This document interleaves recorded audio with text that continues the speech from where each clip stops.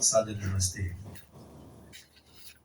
बड़ी खुशी की बात है कि आज हम सब यहाँ पर माता धन्य भाभी मोहिनी के घर पर, और मोहिनी के माता पिता हैं और उनके घर पर आज यज्ञ की अनुष्ठान हो रही है। और इनके घर पर आज जो वेद का प्रचार है वो भी हम सुनने जा रहे हैं। दरअसल ये जो वेद का प्रचार है, पहली बार मैं आज अपने परिवार के साथ में और समाज के साथ में बैठकर इसके अनुष्ठान करने जा रहा हूँ। वैसे तो बहुत वेद प्रचार में कर चुका हूँ, फिजी में, बनवालीबाग समाज में, क्राइस्ट चर्च में, हैमिल्टन में, वेलिंगटन में। तो आज पहली बार ये मौका धर्मेंद्र भाभी द्वारा दिया गया है कि क्यों ना हम यज्ञ के साथ में वेद प्रचार भी करें, क्योंकि नॉर्मली हम बैठकर यज्ञ करते हैं, कीर्तन भजन करते हैं, उसके बाद में यहाँ चले जाते हैं। तो कुछ बदलाव इस वर्ष हम सोच रहे हैं करने का, ताकि जैसे हमारे और भी भाई बंधु हैं जो रामायण कथा करते हैं, गीता पाठ वगैरह करते हैं, तो हम भी उसके साथ साथ में वेदों का प्रचार करें, ताकि हमारा सत्य सनातन वैदिक धर्म वो जीवित रहे। धन्यवाद है। हम सब मिलकर 3 बार ओम का उच्चारण करते हैं।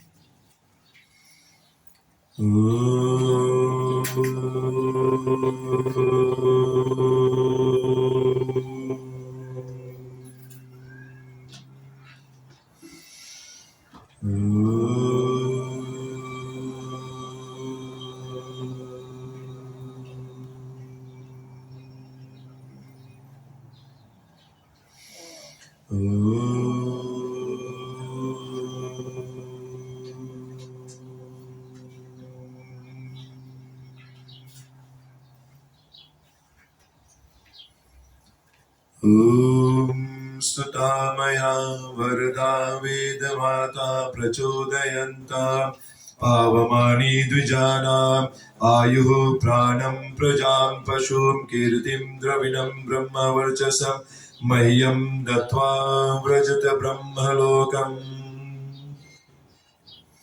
हम वेदवाणी का अध्ययन करते हैं क्योंकि वेद का ज्ञान उत्तम मार्ग पर ले जाने वाला, विद्वानों की बुद्धि को पवित्र करने वाला और सभी को वरदान देने वाला है।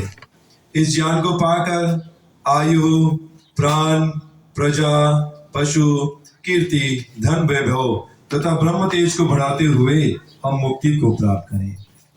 इस जो वेद ज्ञान है, इसका जो अर्थ है, इस पे मैं फिर से वापस अपने वेद प्रचार के अंतर्गत आऊंगा। आज का जो विषय है, हमारे जो आर्य समाज से जुड़े हैं, जो सत्संग वगैरह में जाते रहते हैं, और भी जो हमारे भाई बंधु हैं, पौराणिक भाई बंधु हैं, वेद प्रचार में जाया करते हैं, तो उनसे मैं माफी चाहता हूँ पहले, क्योंकि छोटा सा मैं पहले इसमें जो वेद के विषय में टिप्पणी करूंगा जो आप ऑलरेडी सुन चुके हैं। तो इसके लिए मैं माफी चाहता हूँ, क्योंकि हमारे समाज में बहुत ऐसे लोग हैं जिनको वेद का जो नॉलेज है उसको मैं पहले पहुंचाना चाहता हूँ। तो वेद क्या है, इस पे हमें बहुत ज्यादा बल डालना पड़ेगा। और कितने वेद हैं, कुछ बेसिक नॉलेज आपके साथ में मैं शेयर करता हूं। 4 वेद वहां पर रखे हुए हैं, ऋग्वेद, यजुर्वेद, सामवेद, अथर्ववेद। इसी ऑर्डर में उस वेद को रखा जाता है। 4 वेद जो है, ये वेदों में कुल मिलाकर 22,000 से भी ज्यादा मंत्र हैं। कुछ छोटी छोटी नॉलेज मैं दे रहा हूं आप सभी को, ये सब जाने रहे थे, क्योंकि अगर हमसे कोई जो सत्य सनातन वैदिक धर्म को नहीं पालन करने वाला है, जो और धर्म को पालन करने वाला है, अगर हमारी नॉलेज को टेस्ट करना चाहेगा तो हमसे सवाल करेगा। अब आज दुनिया में यही हो रहा है कि हम अपने धर्म के विषय में कम जानते हुए हमें पास कोई जवाब नहीं होता है। तो हमारा यही लक्ष्य है कि हम लोगों तक, अपने श्रोताओं तक, अपने जो वेद हैं उसके विषय में, रामायण है, गीता है, उसके विषय में लोगों तक जानकारी दे, ताकि हम भी खुद जाने रहे, हम अपने बच्चों को भी इसका नॉलेज देते रहे, ताकि हमारा जो सत्य सनातन वैदिक धर्म का नॉलेज है वो आगे बढ़ता रहे। वेद 4 वेद हैं, ये सब हम जाने रहे श्रोताओं, ऋग्वेद, यजुर्वेद, सामवेद, अथर्ववेद। चारों वेदों में कुल मिला के 22,000 से भी ज्यादा मंत्र हैं, ये भी जाने रहे। कुछ बेसिक नॉलेज शेयर कर रहा हूं श्रोताओं में। अब बात आती है कि वेद जो है उसमें और भी जो नॉलेज है वो क्या है। मैं आप सभी के सहूलियत के लिए यहाँ पर जो ओवरहेड प्रोजेक्टा में इंफॉर्मेशन दे रहा हूँ, ताकि आप भी पढ़ के सुन के नहीं, अगर सीख सके तो पढ़ के भी कुछ नॉलेज हम हासिल कर सके। इंग्लिश हिंदी में दोनों में है, सभी के सहूलियत के लिए। जैसे हमारे और भी ग्रंथ हैं, वेद है, जो रामायण है, गीता है, उपनिषद है, गुरु ग्रंथ साहिब है, और भी जितने भी हमारे सत्य साधन वैदिक जो धर्म के पुस्तक है, उसका जो मूल ग्रंथ जो है वेद है, उसके विषय में हम सबको जानना बहुत बहुत जरूरी है। तो वेद क्या है? वेद जो है संपूर्ण ज्ञान है, ईश्वरी वाणी है। Is a complete knowledge, is a divine knowledge. परमपिता परमात्मा ने जब सृष्टि की रचना की, तो सृष्टि की रचना करने के बाद में उन्होंने सोचा कि अब मैंने सृष्टि की रचना जो किया है उसका संचालन कैसे होगा। How is the world going to operate without any manual?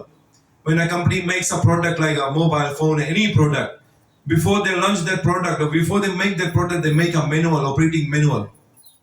उसी तरह से परमपिता परमात्मा ने जब सृष्टि की रचना की, तो सृष्टि की रचना के बाद में उन्होंने इस जो वेद का जो ज्ञान है, वो संपूर्ण ज्ञान पूरा चारों वेदों में दे दिया, ताकि वो हमारे लिए ऑपरेटिंग मैनुअल बन सके। श्रोताओं, इस जस्ट लाइक ऑपरेटिंग मैनुअल, दिन प्रतिदिन हमें क्या करना चाहिए, सोने से लेके शाम रात्रि तक, जो सुबह उठने से बाद में, रात को सोने से पहले तक की हर एक क्रिया हमारे वेद में है।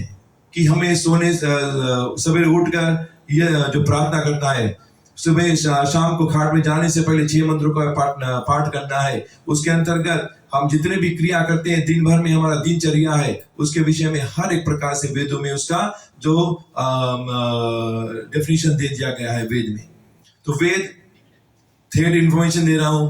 वेद सबसे जो वेद है, 4 वेद है। वेद में कुल मिलाकर 22,000 से भी ज्यादा मंत्र हैं। वेद ईश्वरी वाणी है। इस जस्ट लाइक ऑपरेटिंग मैनुअल, और उसको मैं प्रूव करूंगा अभी अंत तक कि कैसे वो हमारे लिए ऑपरेटिंग मैनुअल है, जो मैं स्टेटमेंट दे रहा हूं। When I make a statement, we should prove that statement to the whole public, to the whole society. क्योंकि हम सिर्फ हवा में बात करने की जो क्षमता नहीं रखते हैं, उसको प्रूव करने की क्षमता रखते हैं, ताकि हम सब जान सके कि वो सत्य विद्या है। वेद में हमें किसी विषय के बारे में जानकारी नहीं मिलेगी श्रोताओं। और किस विषय में? विषय कोई व्यक्ति के विषय में नहीं, कोई जगह के विषय में नहीं, कोई घटना के विषय में नहीं, कोई कहानी नहीं है वेद में। जैसे हमारे और ग्रंथ है, रामायण, गीता, उपनिषद, रामायण ग्रंथ, गीता, सब में हमारे घटनाओं द्वारा, किसी व्यक्ति के विषय में, कहानी के द्वारा हम सबको ज्ञान दी जाती है। बहुत सारी ज्ञान हमारी रामायण में दी गई है, गीता में दी गई है। उसको अगर हम लेकर अपने जीवन को अपनाते हैं तो हमारा जीवन स्वर्ग सा बन जाएगा। तो श्रोताओं, इसमें अब वेद में कोई व्यक्ति के विषय में नहीं है, कोई जगह के विषय में नहीं है, कोई घटना नहीं है, उसमें कोई कहानी नहीं है। तो वेद में है क्या? संपूर्ण ज्ञान किस चीजों के लिए? पूरा संपूर्ण ज्ञान, डिवाइन नॉलेज, कंप्लीट नॉलेज किन वस्तु के लिए वेद में दिया गया है श्रोताओं? वेद सब सत्य विद्याओं का पुस्तक है। वेद का पढ़ना पढ़ाना, सुनना सुनाना सब आर्यों का परम धर्म है। आर्य समाज का तीसरा नियम कहता है कि वेद सब सत्य विद्याओं का पुस्तक है। Is the Veda is the scripture of all true knowledge. It is the paramount duty of all Aryas to read them, teach them, recite them and hear them being read. शब्द आया है आर्य। काफी लोगों का ये भ्रम है कि सिर्फ आर्य जो शब्द है सिर्फ आर्य समाज के लिए इस्तेमाल होता है। ये गलत भावना है श्रोताओं, हम सब जानते हैं। It's just a quick revision. और आर्य मतलब श्रेष्ठ, नोबल पुत्र। भगवान श्री राम जी को आर्य पुत्र कहकर संबोधित किया गया था। भारतवर्ष का पहला प्रथम नाम था आर्यव्रत। तो उसी जगह से ये जुड़ा हुआ है कि हम सब आर्य बने, हम सब नोबल बने, हम सब श्रेष्ठ बने। वेद का मिशन स्टेटमेंट है, कृण्वन्तं विश्वम आर्यम, make the whole world noble, make the whole world Aryans. यही मिशन स्टेटमेंट है। एक और इंफॉर्मेशन मैंने आपको दे रहा हूं वेद के विषय में। अब स्टेप बाय स्टेप मैं आपको इंफॉर्मेशन दे रहा हूं वेद है क्या। 4 वेद है, 22,000 से ज्यादा मंत्र है, ऑपरेटिंग मैनुअल हमारे लिए। अब वेद सब सत्य विद्याओं का पुस्तक है। वेद में कोई व्यक्ति के विषय में नहीं है, कोई घटना, कोई कहानी नहीं है। ये सब मैं आपको जनरल इंफॉर्मेशन दे रहा हूं वेद के विषय में। और जो वेद है, सुनना सुनाना सब आर्यों का परम धर्म है, सबका परम धर्म है। जो श्रेष्ठ नोबल पीपल है सब आर्य है। आर्य समाजी लोग नहीं छूता हूं। तो ये हमारा समाज का तीसरा नियम है। अब जो वेद कहता है कि वेद में कौन इंफॉर्मेशन होना चाहिए, जब कोई घटना नहीं है, कोई व्यक्ति के विषय में नहीं है, तो वेद में है क्या? वेद में संपूर्ण ज्ञान है, is a divine knowledge about three things only, जिससे हमारा पूरा सृष्टि की रचना हुई है। एक तो परमपिता परमात्मा खुद, दूसरा आत्मा, तीसरा प्रकृति। तो वेद में इन तीन चीज के अलावा और भी कुछ इंफॉर्मेशन हमको मिलने वाला नहीं है। परमपिता परमात्मा की स्तुति, प्रार्थना, उपासना कैसी करनी है? हम जब यज्ञ करने बैठते हैं, हम जब कोई पूजा पाठ करने बैठते हैं, तो हम तीन क्रिया करते हैं: स्तुति, प्रार्थना और उपासना। स्तुति मतलब प्रेज, प्रार्थना मतलब प्रेयर, उपासना मतलब वर्शिप। ये तीन क्रिया हम करते हैं, जो हमें वेद में इंस्ट्रक्शंस मंत्रों द्वारा दिया गया है, मैनुअल है हमारे लिए कि कैसे स्तुति, प्रार्थना, उपासना करनी चाहिए। तो अभी जो हमने यज्ञ किया, हर एक वेद मंत्रों से, अलग अलग वेद मंत्रों से इसका हमने मंत्र को उच्चारण करके अभी परमपिता परमात्मा की स्तुति, प्रार्थना, उपासना और यज्ञ हमने किया। आत्मा के विषय में दूसरा एंटिटी जो है वेद में, वो आत्मा के विषय में है कि हम अपने जो आत्मा मिला है, हम सबको ये शरीर धारण किया है आत्मा, इसका मुख्य उद्देश्य क्या है? आत्मा का मुख्य उद्देश्य है वेद के मुताबिक, शास्त्रों के मुताबिक, मोक्ष की प्राप्ति। अब वो मोक्ष को प्राप्त करने के लिए वो भी सुविधाएं, वो भी मंत्र, वो भी मैनुअल, वो भी प्रिंसिपल्स, वो भी रूल्स एंड रेगुलेशंस हमको वेद में दिया गया है कि आत्मा को हम कैसे मुक्ति तक पहुंचा सकते हैं। ये जो मानव चोला है श्रोताओं, ये मानव चोला सबसे दुर्लभ मानव चोला माना गया है, क्योंकि इस चोला में हम दो कर्म करते हैं। एक तो कर्म करते हैं और एक तो भोग योनि है, कर्म योनि है।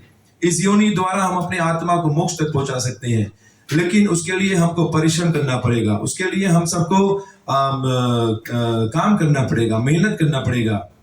तो जो विधि हमको दी गई है आत्मा के विषय में, वो वेद में है। एग्जाम्पल मैं देता हूं, आत्मा को हम कैसे मुक्ति तक पहुंचा सकते हैं।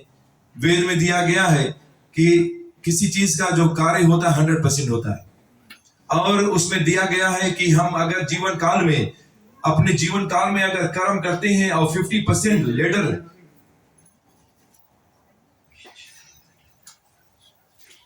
बैठ जाएगा, तो 50% का जो हमारा 100% का जो एक होता है कर्म का जो विधान होता है, वेद कहता है अगर हम लेटा में 50% से ऊपर कर्म करते हैं तो फिर से आत्मा इस शरीर धारण कर सकता है, मानव धर्म, मनुष्य चोला धर्म कर सकता है। लेकिन अगर हम 50% पे ही रह चुके तो ऐसा जगह परमात्मा हमको जन्म देगा जहां पर दुख के सिवाय कुछ नहीं है, कुछ प्राप्ति नहीं होनी होगी।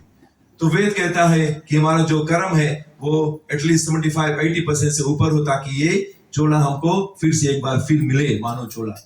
स्नेक एंड लेडर गेम हमने सबने खेला है। क्या उस गेम को हम सिर्फ खेल के मुताबिक से देख रहे थे कि उस खेल को हम आध्यात्मिक रीति से देख रहे थे?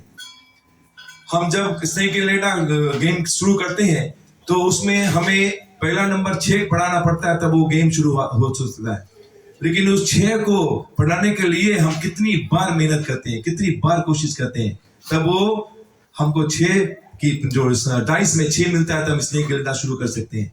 उसी तरह से कितनी चोला हमने चेंज करते करते आत्मा मानव चोला मिला है, उसी स्नेक एंड लेडर की डाइस की तरह।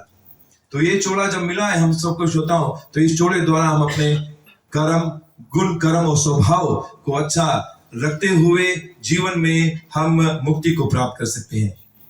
और उसी जैसे मैंने कहा कि स्नेक एंड लेडर में जगह जगह भी सांप भी बैठे हुए हैं। हम कर्म करते, अच्छे कर्म करते जाएंगे, लेकिन शरीर से, वाणी से, मन से एक भी बुरा कर्म हुआ तो स्नेक कहीं पर बैठा है, कोई नंबर पर बैठा है, काट के नीचे गिराएगा। अगर हम अच्छे कर्म करते करते करते करते 99 पर भी पहुंच गए तो 99 पे भी शायद आपने देखा होगा स्नेक एंड लेडर में एक सांप बैठा हुआ है जो खाएगा, सीधे नीचे गिराएगा नंबर 1, नंबर 2 पे।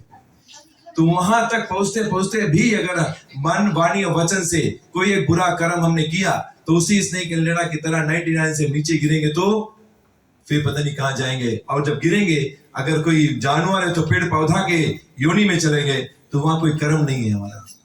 परमात्मा जो हमसे कराना चाहेगा हम सबको वो करना पड़ेगा, कोई चॉइस नहीं रहेगा। तो श्रोताओं, ये कुछ विधि हमें वेदों में दी गई है कि आत्मा की जो सदगति है उसको हम कैसे पा सकते हैं, जो मोक्ष है, जो मोक्ष है हम कैसे पा सकते हैं, उसकी विधि भी वेद में है। मेरे पास उतना समय नहीं है तोड़ तोड़ को बताने का, मैं सिर्फ जनरल नॉलेज दे रहा हूँ कि वेद में है क्या, शोधित हमें हम सब इसकी जानकारी रखें। नहीं चाह प्रकृति के बारे में अभी हमने यज्ञ के अंतर्गत शांति पाठ किया। शांति पाठ सिर्फ यज्ञ का कार्यक्रम की शांति नहीं, उसका मंत्र जाके देखना, मीनिंग जाके देखना। ओम देव शांति अंतरिक्षम शांति, पृथ्वी शांति, रापः शांति, औषधया शांति, वनस्पतया शांति, शांति स्वयं खुद शांति प्रद हो ताकि हमको भी वो शांति मिले। तो ऐसे ऐसे चल के वेदों में बहुत सारे मंत्र दिए गए श्रोताओं, जो परमात्मा, आत्मा और प्रकृति के विषय में तीन सत्ताएं हैं तो जिससे पूरा सृष्टि बना है, और वही तीन सत्ताओं के बारे में सिर्फ वेद में है, और कोई कहानी नहीं, कोई घटना नहीं, कोई स्टोरी नहीं है, किसी व्यक्ति के विषय में नहीं होता। तो ये कुछ झलक जानकारी आपको मैंने वेद के विषय में भी दिया। जब सृष्टि की रचना हुई तो परमात्मा, एक बात और याद रखना, वेद श्रुति ग्रंथ है, उसको लिखने पढ़ने की आवश्यकता नहीं है, उसको सुनने सुनाने की विधि दी गई है, नियम में बताया है। वेद पढ़ना सुनना सब आर्यों का परम धर्म है। कहीं नहीं लिखा कि वेद लिखना और क्या बोलते उसको ट्रांसलेट करना। लेकिन हम सबके सुविधा के लिए परमात्मा ने 3 ऋषियों को वो वेद ज्ञान दिया, अग्नि ऋषि, वायु, आदित्य, अंगिरा, ऋग्वेद, यजुर्वेद, सामवेद, अथर्ववेद। उसी ओडा में इन ऋषियों ने एक दूसरे के साथ में संवाद करके इन 4 वेद की उत्पत्ति यही 4 ऋषि से द्वारा हुई है। और फिर समराइज करते हैं पहला विजन, जो पहला पार्ट है मेरा वेद प्रचार का, इसके बाद में एक भजन होगा। समरी फॉर्म में इस टेबल में मैंने समराइज किया है जो अभी तक मैंने बताया है। मोर देन 22,000 मंत्र हैं ऋग्वेद में, यजुर्वेद, सामवेद, अथर्ववेद, अग्नि ऋषि, वायु, आदित्य, अंगिरा। अब आगे चलते हैं, जो परमात्मा, आत्मा और प्रकृति के विषय में है, उसके साथ साथ में इन वेदों में और भी इंफॉर्मेशन मिलेगा कि ऋग्वेद में ज्ञान कांड है, नॉलेज है, डिवाइन नॉलेज है उसमें। और ऋग्वेद में पूरा प्रकृति से लेके परमात्मा तक, एटम से लेके प्रोटॉन्स, एटम्स, जो भी साइंस वाले अभी हम जो साइंस की है वो सब जितना भी फैसिलिटीज है, it's all provided in Rigveda. Any information about from the Paramatma, from the Meta to the God is in the Rigved. Yajurveda कर्म कांड है कि हम अपने जीवन में क्या क्या कर्म करें, कर्म के विषय में है, कर्म फल व्यवस्था के विषय में है। हम सब सत सनातन वैदिक धर्म को पालन करने वाले हैं। हम सब समझते हैं, जानते हैं कि हम सब कर्म योनि में हैं, कि हमारा कर्म प्रधान है, हम सब जानते हैं।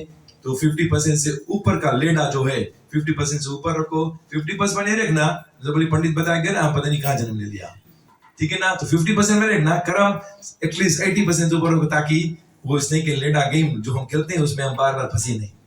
फिर आता है सामवेद, डिवोशन, उपासना, परमपिता परमात्मा की स्तुति, प्रार्थना, उपासना। उपासना मतलब उप मतलब समीप, आसना मतलब उसकी प्रेज करना और उसके समीप बैठकर प्रार्थना करना। फिर अथर्ववेद में नॉलेज अबाउट साइंस, ज्ञान और विज्ञान। तो ये कुछ झलक जो वेद के विषय में आप सबके साथ में शेयर कर रहा था। इसके बाद में मैं वहीं चलूंगा, ओम स्तुता मया वरदा वेद माता प्रचोदयन्ताम, जो वेद का अथर्ववेद का मंत्र है, उसका भाव अर्थ है, उसमें कुछ झलक मैं आप सबके साथ में शेयर करूंगा। एक भजन।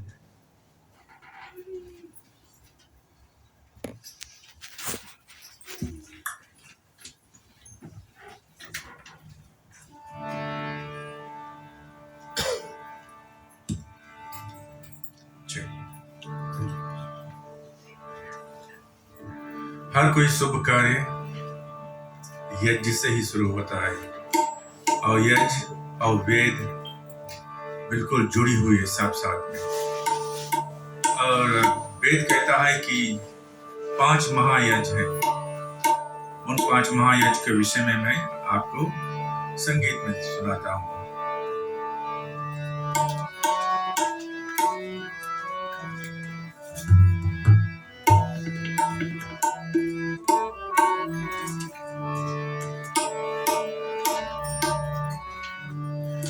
ईश्वर देव दयानंद की पद्धति हमें सिखलानी है। पांच महायज्ञों की महिमा घर घर में पहुंचानी है।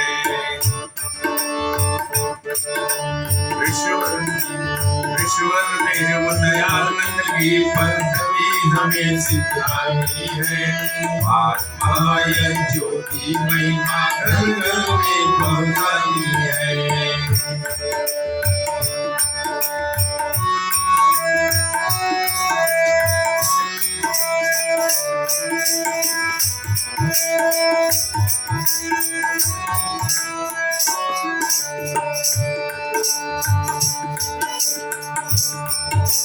प्रातः सायं संध्या अध्याय में बतलाता है। यह है पहला महायज्ञ जो ब्रह्मयज्ञ कहलाता है। प्रातः सायं संध्या अध्याय में बतलाता है। यह है पहला महायज्ञ जो ब्रह्मयज्ञ कहलाता है। आत्म चिंतन प्रभु मिलन की विधि अत्यंत पुरानी है। पांच महायज्ञों की महिमा घर घर में पुरानी है। ईश्वर देव दयानंद की पद्धति हमें सिखलानी है।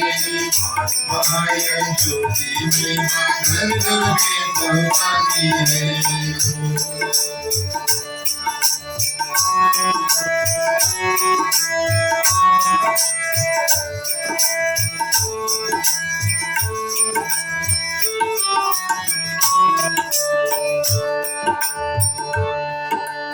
देवयज्ञ है अग्निहोत्र महायज्ञ दूजा है।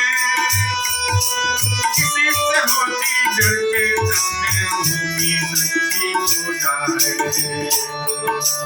देवयज्ञ है अग्निहोत्र महायज्ञ दूजा है। किसी से होती जड़ के तन भूमि सच्ची पूजा है। नित्य नियम से किया करो यदि काया स्वस्थ बनानी है। पांच महायज्ञों की महिमा घर घर में पहुंचानी है।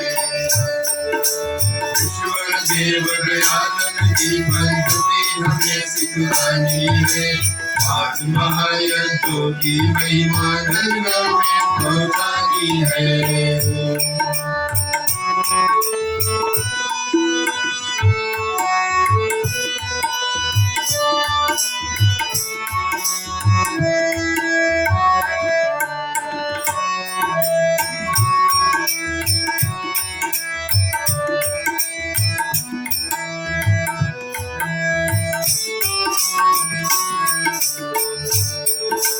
जीवित माता पिता की सेवा करना फरमाया है। यही तीसरा महायज्ञ जो मृत्यु कहलाता है। जीवित माता पिता की सेवा करना जो फरमाया है। यही तीसरा महायज्ञ जो मृत्यु कहलाता है। नर नारी और बालकों को बात यही समझानी है। पांच महायज्ञों की महिमा घर घर में पहुंचानी है। ईश्वर देव दयानंद की पद्धति हमें सिखलानी है। पांच महायज्ञों की महिमा घर घर में पहुंचानी है।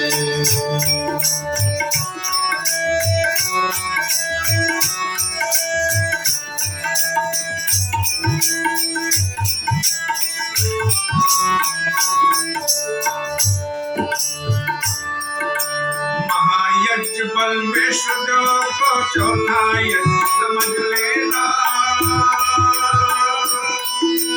पका अन्न पहले अग्नि और जीव जंतुओं को देना। महायज्ञ बलवेश्वर चौथा यज्ञ समझ लेना। पका अन्न पहले अग्नि और जीव जंतुओं को में सब। फिर आपस में बांट के खाना प्रीत मेरी कहानी है। पांच महायज्ञों की महिमा घर घर में पहुंचानी है। ईश्वर देव दयानंद की पद्धति हमें सिखलानी है। पांच महायज्ञों की महिमा घर घर में पहुंचानी है।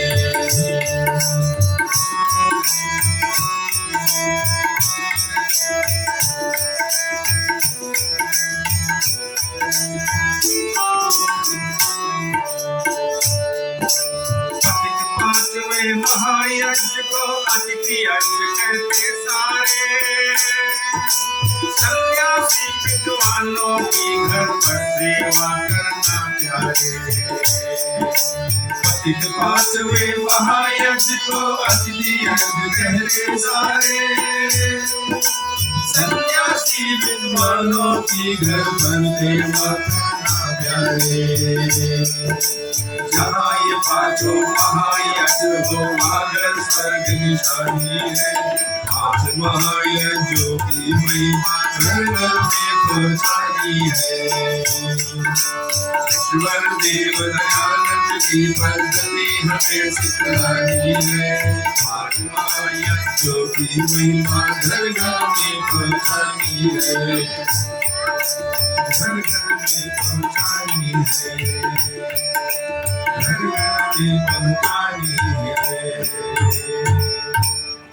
बहुत धन्यवाद, धन्यवाद महाराज जी। पांच महायज्ञों की महिमा घर घर में पहुंचानी है। अंतिम कड़ी इनका जो सुना होगा आपने अच्छी तरह से, जहां ये पांचों महायज्ञ हो वह घर स्वर्ग की निशानी है। अब वेद भी कहता है कि घर को स्वर्ग बनाने के लिए पैसा कौड़ी बंगला गाड़ी बड़े महंगे महंगे जो ज्वारात है कोई क्या क्या है उसकी आवश्यकता जीवन में है, लेकिन वहीं तक रखो जहां तक वो सीमित है, लिमिट में है। लिमिट से बाहर जाओगे तो जो तीन सत्ताएं हैं, आत्मा परमात्मा आत्मा और प्रकृति। अब देखो तीन सत्ताओं में आत्मा को परमात्मा ने कहां पर रखा हुआ है? एक तरफ परमात्मा, एक तरफ प्रकृति है, बीच में आत्मा लटका हुआ है। अब उस आत्मा को, ये जो शरीर धारण हमने किया मानो चोला, इस आत्मा को हम किस तरफ मोड़े? दो राहें पर हमारा आत्मा खड़ा हुआ है, एक तो प्रकृति, एक तो है परमात्मा। हम सब जानते हैं कि हमें अपने जीवन में धार्मिक बनना है, आध्यात्मिक बनना है। धार्मिक बनने के लिए हम बहुत कोशिश करते हैं, लेकिन आध्यात्मिक बनने के लिए शायद हम कम कोशिश करते हैं। मैं भी अपने जीवन काल में बहुत देर में शुरू किया हूं, तो मेरी तरह ऐसे बहुत ही लोग होंगे जो जीवन में आध्यात्मिक रूप से बढ़ने के लिए कुछ देर से शुरू कर रहे हैं। एटलीस्ट शुरू तो करें, ताकि नेक्स्ट जब चोला फिर से मानो चोला मिले, परमात्मा की कृपा हो, तो फिर से उसमें हमारा जो कर्म हमने किया है उसको हम आगे बढ़ाएंगे। तो आत्मा जो है, उस आत्मा को हम परमात्मा की तरफ मोड़े कि प्रकृति की तरफ मोड़े? ऐसा नहीं है। कोई वेद शास्त्र प्रकृति के में जुड़ाव रखने का कोई खंडन नहीं करता है, कोई बराव नहीं करता है, कोई अगेंस्ट नहीं है, लेकिन सीमा में, एक सीमा में रहकर मुमुक्षुता की भावना को अपनाते हुए, मुमुक्षुता मतलब किसी अननेसेसरी चीज को छोड़ना, किसी डिटेचमेंट करना अपने आप को, कोई जरूरत से ज्यादा उसमें अपना समय नहीं बर्बाद करना, व्यक्ति बर्बाद नहीं करना। तो मुमुक्षुता की भावना अगर हमारे जीवन में होगा तो हम पैरेलल चलेंगे, प्रकृति और आत्मा दोनों, जो आत्मा है प्रकृति और परमात्मा के साथ में पैरेलल चलेंगे, तब हमारा जो आत्मा है उसको हम मोक्ष तक पहुंचा सकते हैं। लेकिन मोक्ष तक पहुंचाने के लिए उसने के लिए नागिन याद रखना चाहता हूं। तो घर को स्वर्ग बनाना है तो क्या करना है? लोग कहते हैं कि हम मंदिर नहीं जा पाते हैं, हमें समय नहीं मिलता है, हमारे पास वक्त नहीं है, तो मंदिर में जा नहीं पाता हूं, तो भक्ति भाव कैसे करूंगा? महर्षि स्वामी दयानंद सरस्वती ने हमको एक विधि बता दिया। घर पे रहते हुए भी भक्ति भाव को आप कर सकते हैं, घर को स्वर्ग बना सकते हैं। जब हम मकान खरीदते हैं, एक शेल खरीदते हैं, उसमें कोई सामान नहीं होता है, घर में उसमें सामान जुटाकर तो उसमें हम उसको घर बनाते हैं, रहने योग बनाते हैं, ताकि उसमें सुख शांति रह सके। लेकिन इसी घर को अगर स्वर्ग बनाना है, महर्षि स्वामी दयानंद सरस्वती ने वेद में बताया। तो I am just trying to prove कि how Veda is operating manual for us. एक हमें मैनुअल, ऑपरेटिंग मैनुअल यहाँ पर मिल रहा है, एक डायरेक्शन हमें यहाँ मिल रहा है, रूल हमें मिल रहा है। घर को स्वर्ग बनाना है, पहला क्रिया क्या है? पहला महायज्ञ, ब्रह्म यज्ञ, मेडिटेशन। कोई मंत्र नहीं आता है तो ओम का उच्चारण करो। सुबह उठ के देरी ने परमात्मा को धन्यवाद दो। सुबह उठते देरी ने हम और क्रिया में जुट जाते हैं। कहीं हमसे लोग कहीं दूर है, उनसे जुड़ने की कोशिश करते हैं। शायद आप समझ सकते होंगे मैं क्या बोलता हूँ। सोशल मीडिया जैसे आंखें खुला हाथ चला गया कि हम दूसरे जो व्यक्ति है उनसे जुड़ना चाहते हैं, जो बगल में सोया उससे जुड़ने की आवश्यकता हमें आई नहीं। तो ये सब हमारा जो विधि है बताता है महर्षि स्वामी दयानंद सरस्वती, आध्यात्मिक रूप से बढ़ना है तो मेडिटेशन करो। आत्म चिंतन प्रभु मिलन की विधि अत्यंत पुरानी है। मेडिटेशन करो, ब्रह्म यज्ञ करो, संध्या है। ये पुस्तक भी हमारे उपलब्ध है। बहुत सारी जो कॉपियां हैं समाज मंगाता है। इसके अंदर जो 4 वेद है उसके बहुत सारी इंफॉर्मेशन दे चुके हैं। जो हमारा जो ऑपरेटिंग मैनुअल है समराइज फॉर्म में इस पुस्तक में दिया गया है। अगर किसी को चाहिए तो हम सब जो समाज के लोग हैं उनसे संपर्क कर सकते हैं। उसमें जाकर इंग्लिश में भी है तो बहुत सहूलियत मिलेगा हम सबको सीखने का। फिर कहता है देवयज्ञ जो अग्निहोत्र हमने किया अभी, उसके विषय में एक वर्णन करूं तो बहुत समय लगेगा। कभी मौका मिले तो scientific reasons of why we are doing the havan, कभी मौका मिले तो साइंटिफिक रीजंस हवन का यज्ञ के विषय में बताऊंगा। तो ये सुबह शाम दोनों करना है, नित्य प्रतिदिन करना है। तो मैं भी बहुत दिन बाद अभी शुरू किया है एटलीस्ट एवरीडे यज्ञ करने का। उससे बहुत भारी ज्ञान मिलता है, उससे बहुत सहूलियत मिलती है, शांति मिलती है। देव यज्ञ अग्निहोत्र महायज्ञ दिर्जूजा है। इसी से होती जड़ चेतन देवों की सच्ची पूजा है। अब लोग कहते हैं कि हम जड़ और चेतन, जड़ मतलब जो नॉन लिविंग थिंग्स है, चेतन मतलब जो आत्मा है। तो इसके लिए हम कैसे उसका विधि क्या है, देव यज्ञ है, साइंटिफिक अप्रोच कभी मैं बाद में बताऊंगा। जीवित माता पिता की सेवा करना जो फरमाया, यही तीसरा महायज्ञ जो पितृयज्ञ कहलाता है। विधि बता रहा हूँ स्वामी दयानंद जो हम सब बता कर गए हैं कि घर को कैसे स्वर्ग बनाना है। जीवित माता पिता की सेवा करो तब तक जब तक वो जीवित है। मरने के बाद में सिर्फ एक ही क्रिया होता है, अंत्येष्टि संस्कार के बाद में, उसके बाद में कोई क्रिया नहीं रहता है। श्रोताओं बस यज्ञ करते हैं और उस आत्मा की सद्गति के लिए प्रार्थना करते हैं। आत्मा कर्म करके अपना जो रास्ता है वो अपना लेता है। उस आत्मा के पीछे भागने की हमें कोई आवश्यकता नहीं, क्योंकि आत्मा जो कर्म करता है उसके अनुसार उसको फल मिलेगा। सुख मिलेगा, दुख मिलेगा, मोक्ष मिलेगा कि फिर से इस जन्म मरण का चक्कर रहेगा। तो जीवित माता पिता जब तक सेवा करो, यही पितृयज्ञ है। अगर हम जीवित माता पिता की सेवा में कुछ चूक हो जाते हैं तो पितृदोष वहीं लगता है। तो लोग कहते हैं ना पितृदोष लगता है कि हम ये नहीं करेंगे वो नहीं करेंगे तो पितृदोष कहता है कि जीवित माता पिता की सेवा ना करना वो पितृदोष है। फिर कहता है बलि वैश्य देवयज्ञ। इस शब्द को लोगों ने बहुत उल्टा समझ लिया। कई संस्थाएं हैं जो अब जानवर को बलि दे रहे हैं, बोलते हैं कि तुम्हारे ग्रंथ में तो लिखा है, लेकिन वो गलत भावना से कर रहे हैं। बलि वैश्य देवयज्ञ मतलब जीव जंतु को खाना खिलाना, पका अन्न पहले कोई अग्नि को देना, जीव जंतु को देना, फिर आपस में बांट के उस अन्न को खाना, उस जीव जंतु को न खाना, ये वेद बतलाता है। फिर 5वां यज्ञ है अतिथि यज्ञ। कोई घर पे मेहमान आ जाए, बिन बुलाए मेहमान आ जाए, उसकी सेवा सत्कार करो। ये 5 यज्ञ है, वेद बतलाता है। घर को स्वर्ग बनाना है। एक मैनुअल और सेट हो चुका कि कैसे वेद हमारा डायरेक्टिव्स है, रूल्स एंड रेगुलेशंस है, मैनुअल है, हमारे ऑपरेटिंग मैनुअल है। तो घर को स्वर्ग बनाना है, ऑपरेटिंग मैनुअल महर्षि स्वामी दयानंद सरस्वती जी वेद से निकाल के हमको दिए। तो आगे बढ़ते हैं श्रोता, मेरे पास बहुत समय नहीं है, सिर्फ बताते रहना कितना टाइम बचा है। मेरे पास घड़ी तो है यहाँ पर। वैसे वेद ज्ञान, हम वेद का ज्ञान क्यों लें, क्यों वेद का हम अध्ययन करें। अभी जो अर्थ मैंने बतलाया था कि वेद हम सत्य विद्याओं का पुस्तक है। वेद का पढ़ना पढ़ाना सुनना सुना हमारे को परम धर्म है। और हम वेद वाणी का अध्ययन करते हैं क्योंकि why we should study Vedas, because the knowledge of Vedas leads everyone on the path of righteousness, धर्म की राह पर चलने की प्रेरणा हमें देता है, purifies the intellect of the learned person and blesses all। ये कारण है वेद का अध्ययन करना। इस ज्ञान को पाकर अब वेद पढ़ के बाद में हमें क्या प्राप्ति होगी, उसका कोई रिजल्ट तो होना चाहिए, उसका कोई आउटकम तो होना चाहिए। तो उसका आउटकम क्या है? इस ज्ञान को पाकर आफ्टर गेनिंग द वैदिक knowledge all should attain long life, breath, good children, good animals, fame, wealth, prosperity, spiritual enlightenment and thus achieve moksha। तो वेद का अध्ययन करने का ये एक वो है आउटकम है कि हम अपने आप को मोक्ष तक पहुंचा सकते हैं और इन सब चीजों को हम प्राप्त कर सकते हैं।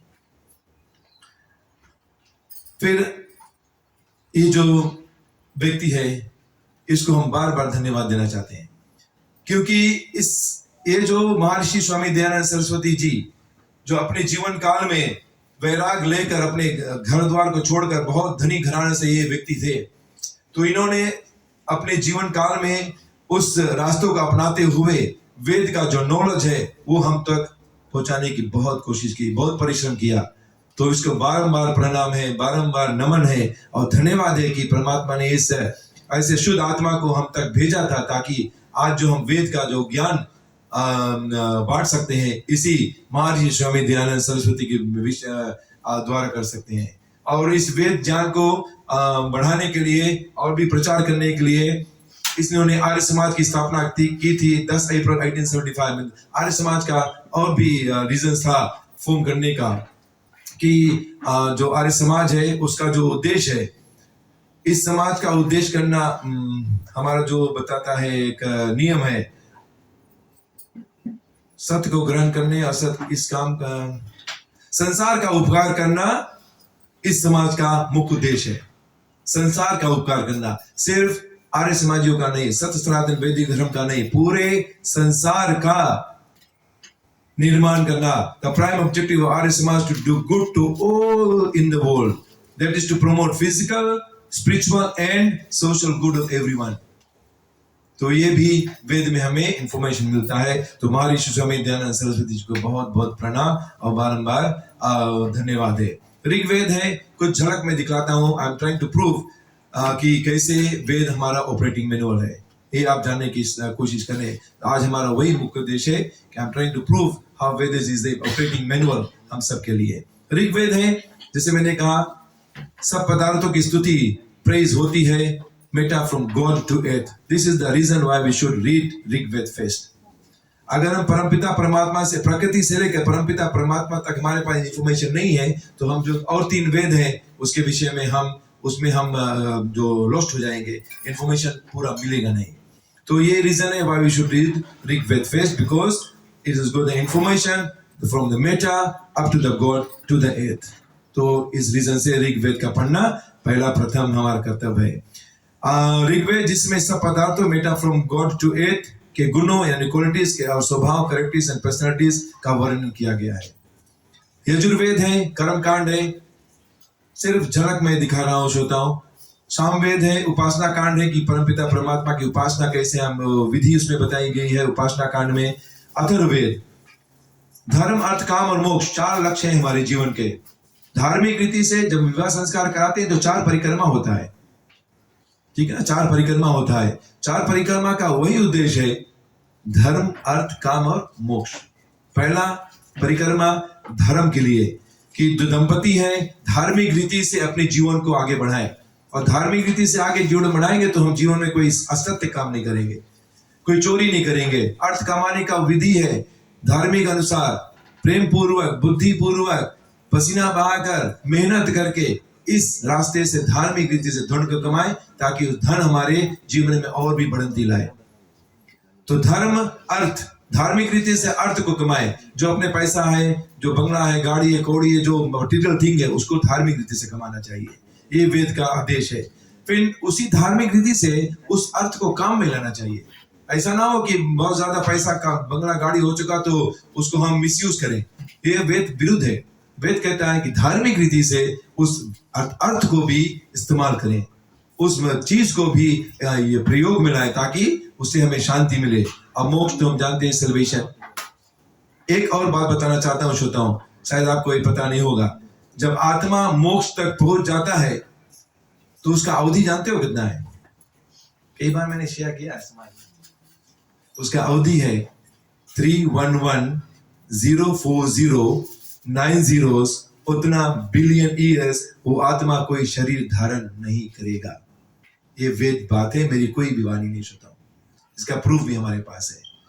तो 311,040,9 उतना बिलियन ईयर्स वो आत्मा फिर जन्म मरण का चक्कर में नहीं रहेगा और ब्लिसफुल अवस्था में रहेगा, जिसको कहते हैं आनंद अवस्था। फिर उस अवधि के बाद में फिर आत्मा रिसाइकल होगा, परमात्मा ऋषि मुनि के भेष में भेजेगा, कहीं पर बहुत ज्ञानी और बहुत ज्ञानी लोग में भेजेगा। फिर अगर उस योनि में भी, उस जगह पर भी वो ऋषि मुनि द्वारा भी अगर देखो 3 जगह से हम पाप और पुण्य करते हैं, आत्मा से, सॉरी, शरीर से, वाणी से और मन से। अगर एक जगह पर भी हम चुके तो हमारा लेडा जो है परसेंटेज डाउन हो जाएगा। तो धर्म, अर्थ, काम और मोक्ष ये हम सब जाने रहे। तो आज का मेरा यही उद्देश्य था कि मैं आप सबके साथ में शेयर करूं, हम सब शेयर करें कि वेद है क्या, वेद सत्य विद्या है, वेद का पढ़ना पढ़ाना, सुनना सुनाना सब आर्यों का परम धर्म है। कुल मिला के 22,000 से भी ज्यादा मंत्र है, कोई घटना नहीं है, कहानी नहीं है, कोई स्टोरी नहीं है। तो वेद में सिर्फ 3 सत्ताएं हैं जिसमें हमें परमात्मा, आत्मा और प्रकृति के विषय में है। And I have tried to prove how Veda is a operating manual for us. कुछ झलक मैं आपके साथ में शेयर कर रहा हूँ। समय बहुत कम है श्रोताओं, इसके विषय में तो बहुत सारी बातें मैं कर सकता हूँ। मुझे बिल्कुल आदेश दिया गया था कि 8:30 बजे अपना जो प्रवचन है, नॉनसेंस टॉक है, उसको बंद कर देना। ये मोहिनी भाभी ने मुझे बताया था, मुझे यहाँ बैठा कर प्रचार करा के बताया नॉनसेंस टॉक बंद कर देना 8:30। बहुत धन्यवाद श्रोताओं सुनने के लिए, और कभी मौका मिले तो फिर से हम इस विषय को आगे बढ़ाएंगे। वैसे तो बात करने के लिए बहुत सारी है, लेकिन कुछ जानकारी आपके साथ में शेयर कर रहा हूं ताकि हम जो सत्य सनातन से जुड़े हुए हैं, अपने रूट से जुड़े रहें, अपने बच्चों को जोड़कर रखें, अपने आप को जोड़कर रखें, ताकि हमारा सत्य सनातन वैदिक धर्म जो बहुत कठिनाइयां भारतवर्ष में कई साल मुगलों का राज था, कई साल ब्रिटिश का राज था, लेकिन आज भी सत्य सनातन वैदिक धर्म वहीं का वहीं टिका है। और जिसके अंतर्गत और भी संस्थाएं आते हैं, आर्य समाज है, पौराणिक है, जैन है, बौद्ध है, सिखिज्म है, सब सनातन वैदिक झंडा के नीचे हम अपना जीवन को आगे बढ़ाते रहें। सुनने के लिए बहुत धन्यवाद है। अपनी वाणी को यहीं विराम देता हूँ। सभी को सादर नमस्ते, धन्यवाद। नमस्ते। एक जोरदार तालियां से हम पंडित जी को धन्यवाद देते हैं। 4 वेद 4 ऋषि मुनि ने लिखा। देखता हूँ कोई बता सकता है कि वो 4 ऋषि मुनि कौन थे? बच्चों, मैं जानना चाहता हूँ कि 4 वेद है, 4 ऋषि मुनि ने उन्हें लिखा था। कोई जानता है क्या नाम है उनका? इस तरफ तो कोई नहीं, बच्चे तो नहीं ना, थोड़ा ऊपर जाएं। अरे